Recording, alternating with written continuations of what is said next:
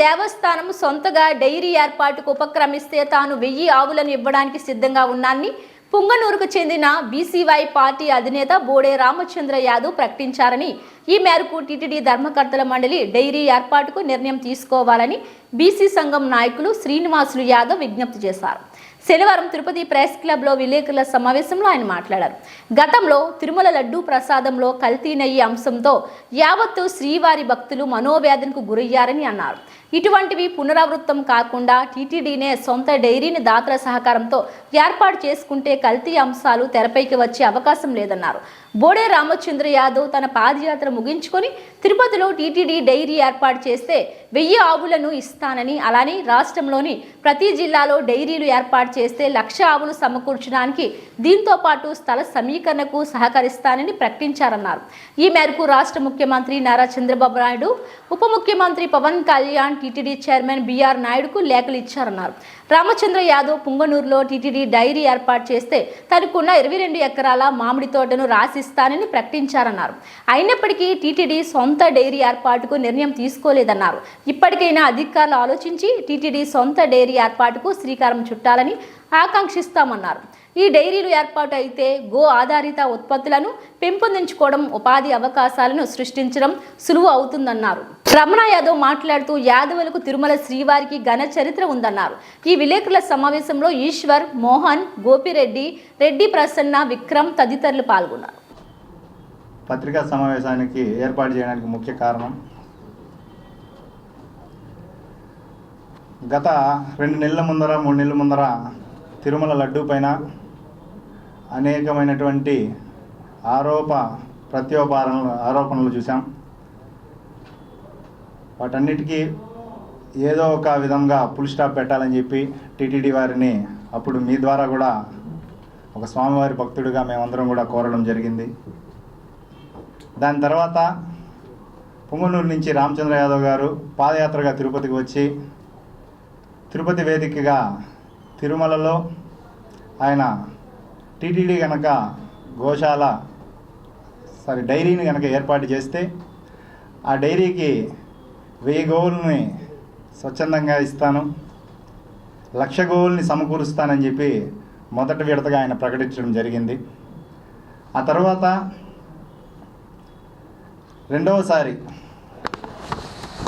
8/12/24 మొన్న మళ్ళీ సీఎం గారికి ఒక లేఖ రాయడం జరిగింది. ఆ లేఖ సారాంశం ఏమంటే 1,00,000 గోవుల్ని ఒకచోట ఏర్పాటు చేసి డైరీ ఏర్పాటు చేయడంలో ఏదైనా పరిస్థితులు కనుక ఉంటే రాష్ట్ర వ్యాప్తంగా ఉండేటువంటి 20 జిల్లాల్లో జిల్లాకు ఒక 5,000 గోవులతో ఒక డైరీ ఏర్పాటు చేస్తే అందుకు కావాల్సినటువంటి ఈ 20 జిల్లాలకి కావాల్సినటువంటి స్థల సమీకరణ నేనే చేస్తానని,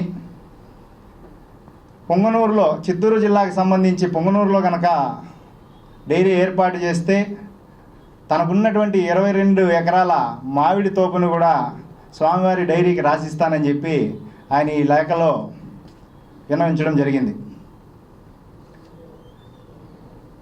మేము తెలియజేయడం ఏమనంటే గౌరవ ముఖ్యమంత్రులు శ్రీ నారా చంద్రబాబు నాయుడు గారికి, అదేవిధంగా డిప్యూటీ సీఎం పవన్ కళ్యాణ్ గారికి, టీటీడీ చైర్మన్ గారికి మేము విన్నవించడం ఏమనంటే గతంలో ఎన్టీ రామారావు గారు ఆయన కారణ జన్ములు, ఆయన సీఎం అయిన తర్వాత తిరుమలకు వచ్చేటువంటి భక్తులు ఎవరూ కూడా ఆకలి అనే మాట ఉండకూడదని చెప్పి తిరుమలలో నిత్యాన్నదాన పథకాన్ని తీసుకురావడం జరిగింది. దాదాపు 35-40 సంవత్సరాలు ఈ పథకం ప్రవేశపెట్టి 35-40 సంవత్సరాలు కావస్తున్నా కూడా ఇప్పటికీ కూడా తిరుమలలో అప్పట్లో 10,000తో ప్రారంభించినటువంటి ఈ నిత్యాన్నదాన పథకం ఈరోజు మధ్యాహ్నం రాత్రిపూట 2 పూటలు కలిపి దాదాపు 1,00,000 మంది తిరుమలలో నిత్యాన్న పథకం ద్వారా ఆకలి తీర్చుకునేటువంటి కార్యక్రమం ఇప్పుడు కూడా జరుగుతూ ఉంది. తిరుమలలో భోజనం చేసినటువంటి ప్రతి ఒక్క స్వామివారి భక్తుడు కూడా ఇప్పటికీ కూడా ఎన్టీ రామారావు గారిని తలుచుకోవడం జరుగుతుంది. కారణం ఏమనంటే ఆయన చేసినటువంటి ఆ ఒక గొప్ప కార్యక్రమం, అంతటి అవకాశం మళ్ళీ ఇప్పుడున్నటువంటి సీఎం గారికి, డిప్యూటీ సీఎం గారికి, టీటీడీ చైర్మన్ గారికి కలిగింది. ఎందుకనంటే తెలుసో తెలియకో గతంలో ఆ లడ్డు వ్యవహారం పైన ఒక తీవ్రమైన వివాదం దుమారం లేబాయి.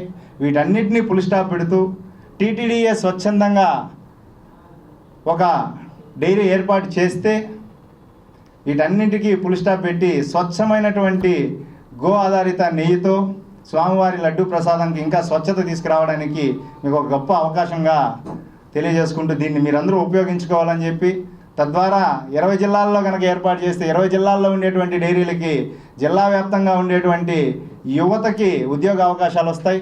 అదేవిధంగా గో ఆధారిత ఇంకా చాలా ఉత్పత్తులు, పేడ కానీ దాన్ని గంజరం అంటారు, వాటినన్నింటినీ కానీ రైతులకి వాటన్నిటికీ కూడా ఇస్తే మీకు పేరు ప్రఖ్యాతులే కాకుండా రాష్ట్రం మొత్తం కూడా సస్యశ్యామల ఉందని చెప్పి తెలియజేసుకుంటూ ఈ యొక్క గొప్ప అవకాశాన్ని పరిశీలించాలని చెప్పి మీ ద్వారా కోరుకుంటూ ఓం నమో వెంకటేశాయ.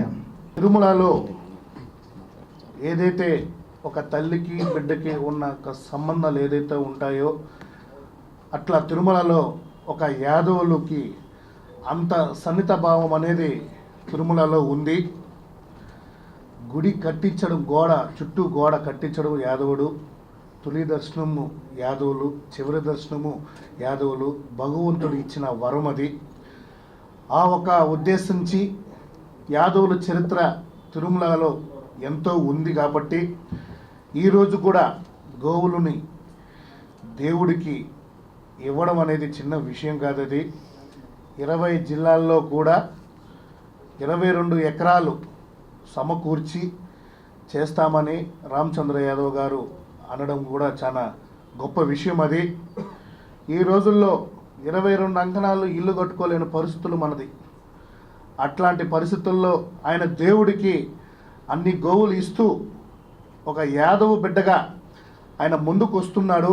మీ అందరి సహకారం కూడా ఆయనకు ఉండాలని కోరుకుంటూ మేమందరం కూడా ఆయన వెంట నడుస్తాము. దైవ కార్యక్రమం ఇది. టీటీడీ వారు కూడా కొంచెం దీని పట్ల ఆలోచించి ముందుకు రావాలని కోరుకుంటూ మా యాదవ్ సంఘం తరపున ఈరోజు మీడియా మిత్రుల ద్వారా తెలియజేస్తున్నాం. ప్రతి ఒక్క హిందువు స్వామివారి ఆత్మ బంధువు. అందుకని ఇటువంటి ఒక గొప్ప చర్యని ప్రజలందరూ కూడా పెద్ద ఎత్తున దీనికి మద్దతు పలుకుతూ నాయకుల వరకు తీసుకెళ్లాలనేసి తెలియజేస్తున్నాం. ఈరోజు మేము చాలా ఆశతో ఇది మేము వచ్చిన పని నెరవేరుతుంది అనేసి మనస్ఫూర్తిగా కోరుకుంటున్నాము. మా రామచంద్ర యాదవ్ అన్న గారు 22 ఎకరాలు రాసి ఇస్తామని, అది అందరూ స్పందించాలని, ప్రతి ఒక్కరూ దీనికోసం ఆలోచించాలనేసి మేము కోరుకుంటున్నాను.